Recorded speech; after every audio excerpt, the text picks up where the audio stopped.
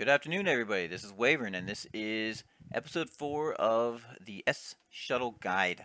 Today, we're going to use a more robust pivoting network that has 3 hosts. One of the hosts is going to be behind a double NAT, and we're going to use some port forwarding rules through 2 routers to get there.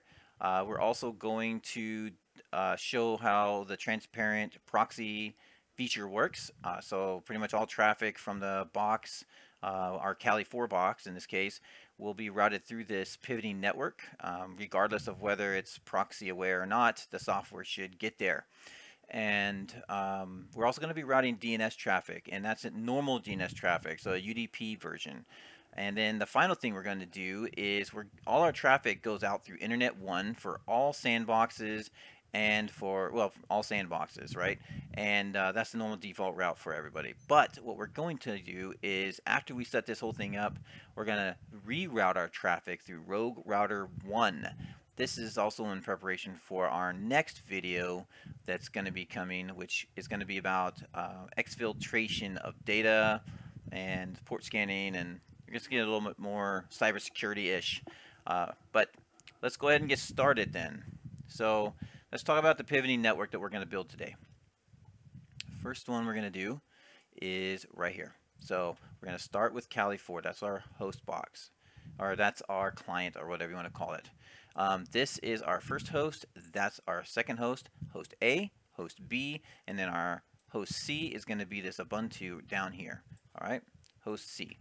All right, so that is our pivoting network. Now they will be flowing through this router and that router. Okay, this router has a port forwarding rule that takes you from this port to this router that has a port forwarding rule that takes you from that port to this host at that port 22. We could surely SSH straight into this the way things are configured from our Kali box, which is IP address ending in 181, 192.168.122.181. Obviously, that's not what we're trying to do today. We want to actually build a pivoting network. So the Kali box is going to be directly connected to this, which is then going to connect to that. And then that is the one that's going to actually make the connection through here. So we're going to get into how that works. And it's basically the .ssh config file. And so I'll show you how all those pieces go actually right now. Oh, and by the way, that's the default gateway for all these sandboxes. But today, what we're going to do is at the end, we're going to reroute all of our traffic from this pivoting network through this rogue router, through this dual homed host that we have configured right now. All right, now let's go ahead and talk about that config file. I'm going to put it right here so it makes it easier. Yeah, right there. There we go. Okay. All right, so this is the config file. And in here, what we got is, again, we'll go with yellow here. We have host A, which is host A. We have host B, which is host B. And we have host C, and that is host C. Okay, perfect. Now, put some arrows here just to make it fun, I guess. There's A, and there's B. I like drawing pictures. And there's C. Perfect. Let's go ahead and clear that out. Now let's look at this. What we have right now is the host A is the Kali box is directly connected. So we don't need anything fancy. It just needs the standard IP address and username. And it's going to SSH into there. Host B says, same thing. I need the IP address and the username. But I also put this extra command in here that says, to get to this, go through A first. And that's essentially what we got going on. Okay. And then host C is just a little bit more complicated, but pretty much it's the same pattern, obviously. But what we have going on in here is that's not the IP address of host C, but it is the IP address of that router. This is the port that needs to be used to go into this whole port forwarding scenario that I have going on. And then it basically has the same B command at the bottom, proxy command, that basically says to get to C, you first need to go through B. And then, of course, that leads us to get that B, you first need to go through A, which this one you just, if you want to get to A, you just go straight to it. So that's kind of the big scenario and how this whole thing works.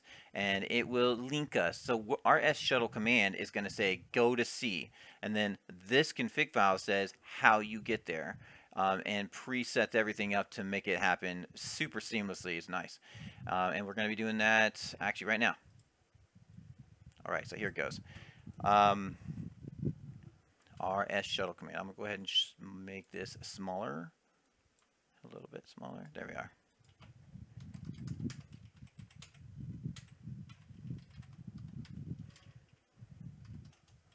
That's our command. So let's talk about this command right now. And let's go ahead and cat that out as well. I think that's going to be on the screen. There we are. Okay, so here it is. That's the SSHUTTLE command. This says route DNS. This says route all DNS through that name server. This says connect to this remote host. The host name is host C. All right, host C is referred to right here. So that's how it knows how to do that. And then what we have is this exclusionary statement that says do not forward any traffic from this IP.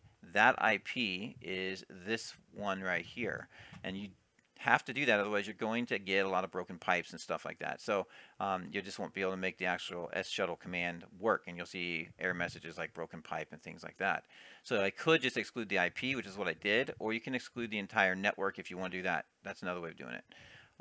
So the last piece is this, which makes it the transparent proxy. It says route all networks, all traffic essentially through this pivoting network that we're creating. Okay, so there's that. Let's continue on. At this point, what we're going to do is I want to show you that I can SSH into this Ubuntu box now by its IP address that is only local to this sandbox. Well, first I guess we should run the command. Let's go ahead and do that. Okay.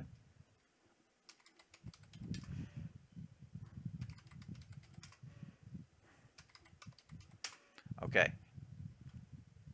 Now we are connected. So at this point, the pivoting network is active. What we're going to do is we're going to SSH into this box. This box's IP is 192.168.10.193.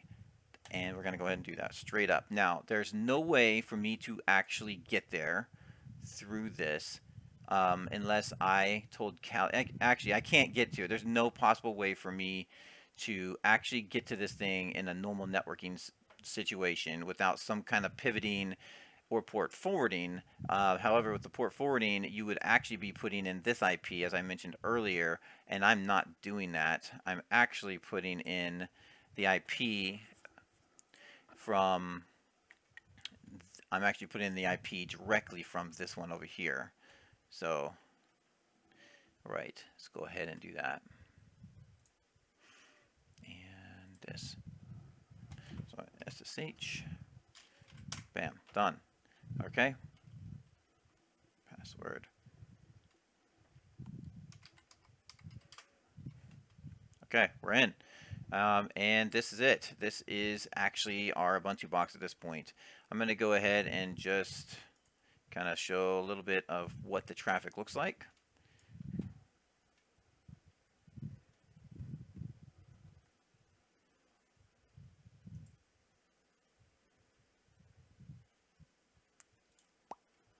There it goes.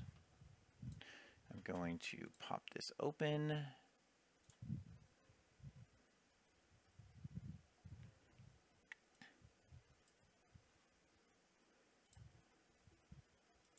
All right, so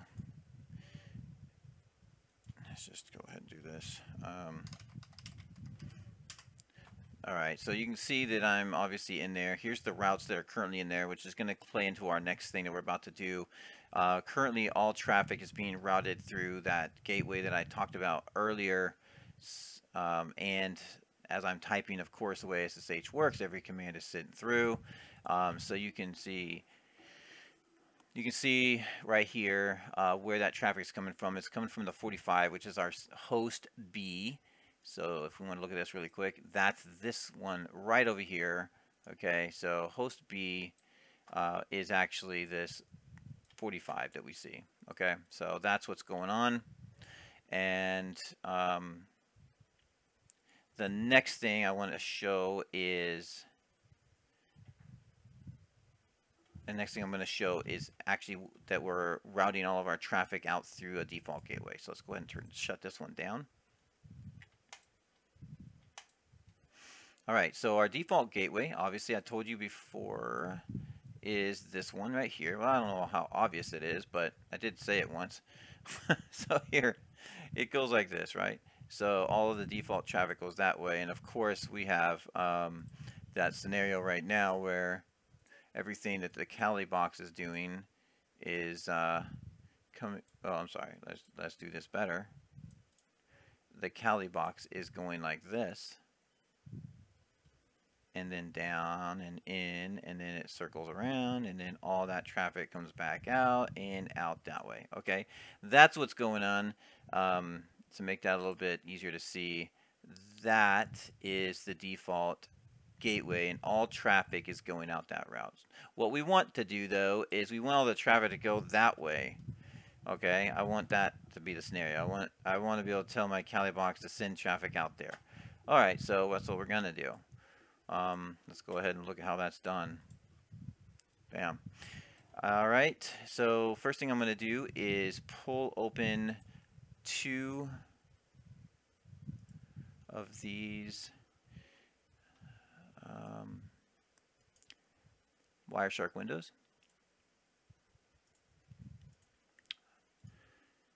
There's the normal route. It even says it on the top, internet. And then we have, oh, come on, that's not what I meant. Put that down here for now. And then we're also going to, we'll go ahead and stop this one, and we will start this one.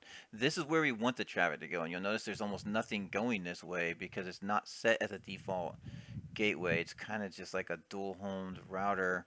There, it could be, the router is set to be a router, but the host isn't, the host C is not set to actually use it as such, and no one else is either. So there's nothing really coming out through here. Everything's going out here, and so that's what I'm going to show you right now, is that everything does go out through there, and show you how we're routing DNS traffic as well. So let me, if I can find it, there it is. All right, so we're going to do this little DNS demo here. We're going to just dig, so dig obscurecomputing.com, and you'll see, if we look at that, there you go. You can see DNS traffic. You also see that name server that we specified, which is the 8.8.8.8. So if you look at it right here, you can see that we got that, and you can see that everything's coming from our default gateway. Let's see if I can make this a little bit better. Right? Let's just do down here. Okay, clear. Let's try that again. Okay, so let's use a different color. That is the 8.8.8 that we specified in the command. That is that router that has port forwarding that goes out to the internet. So all traffic is going out from there, not from the Kali box, which is .181. So you can just see that it is routing through the way I said it was. All right, so let's go ahead and do that and switch it. Now, let's go ahead, and what we want to do is get the traffic to stop flowing here and to start flowing here. So now we're going to go ahead and work on that one. All right. So we have an SSH session into host C. We see the routes are right here. What we need to do is add a route that will say, keep my traffic that connects to host B the same, so that I can stay connected essentially. But everything else I want to flow through the 12 network, right? The 12 network, I'll show you, is right here. Okay, so let's do that again. That's the 12 network. And we want all the traffic to go through this and out. So like that. Okay, got it. Now let's get this back up here. This is our rogue router. This is our internet normal gateway traffic. I'll put this little thing up here just to make sure you guys are looking at it. Here's the rogue router, and that is your normal gateway. We want this traffic to stop essentially. We don't want to flow through here anymore. We want to flow through here. All right, got it. Let's do it. I'll go ahead and put that back down. Now let's run the few commands we need to do to make that happen. Okay, so I'll start with just some obvious things. You'll see the traffic moving. So curl, we're gonna dig that one. There you go. There's a dig. There's curl. Okay, let's just curl obscurecomputing.com, and there's a whole bunch of traffic right there. And then again, you're still seeing it all come out this normal path. We're gonna open up a browser. We're gonna go to Obscure Computing again. So go into Obscure Computing, and you'll see it pop up, and then you'll see all this traffic over here, and again, nothing over here. Okay, so there it is. That's what's happening. Our goal is to get it to switch to the other side. So now we're gonna make it happen.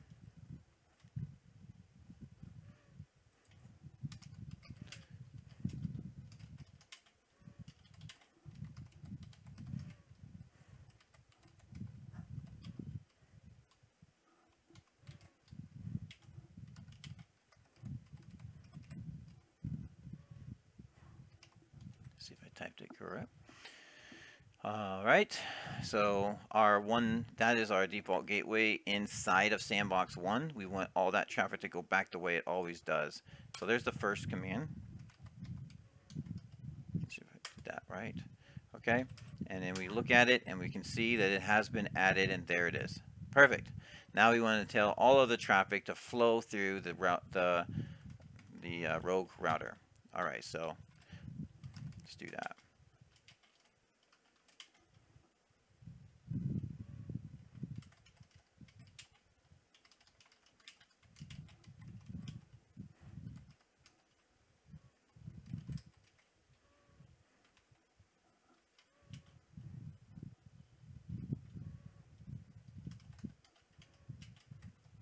Now I want to also show you this really fast.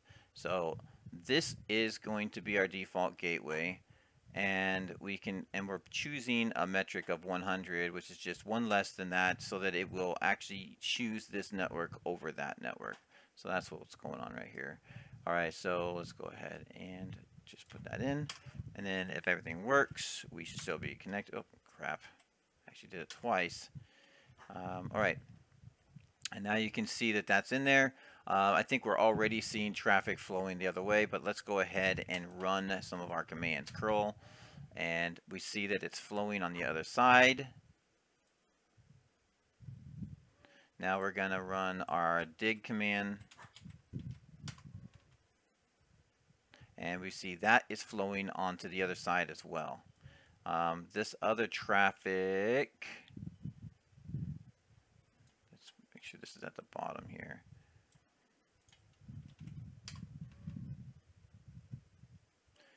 Okay, there's that one.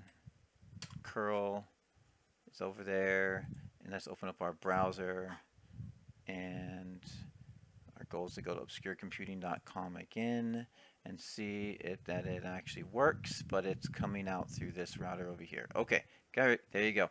So what we have done today is we successfully created our pivoting network with 3 hosts, getting through a double NATed situation with the firewall port forwarding rules that I talked about. And these are open WRT routers, by the way. We were able to route DNS traffic. We were able to transparently proxy at least the traffic that I did show you without having to configure any kind of proxy configurations inside the browser or anything like that. And we were also able to reroute our traffic through a rogue router and maintain our connection the entire time from our Kali box. And just kind of like a fun little thing to kind of show here. So let's do this one more time. This is a cool little deal.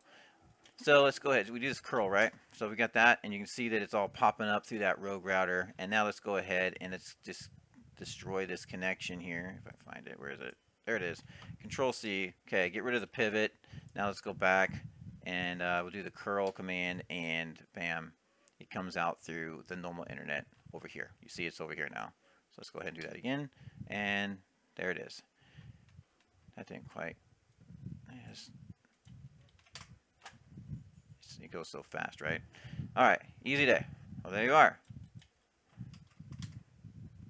Okay, so and that's it. Now let's just talk about the next video real quick, and then I'll be done. So our next video, what we're going to be doing is running the same pivoting network that we have today, but we're going to be doing host scans to find all these other boxes, and we're also going to probably find that one as well. We're also going to be doing a port scan, and this is going to be from the Kali box, and it's going to be also from here. So there's two ways we're going to be doing a lot of these commands. Some of the things are going to be executed from here, some of these are going to be executed from here, but everything will be executed over a pivoting network. And then the last thing we're going to do is we're going to take this stuff and we're going to exfil all our data through this route, just kind of like what we saw already earlier. All right, well, that's everything. I'll talk to you guys later. Have a good one.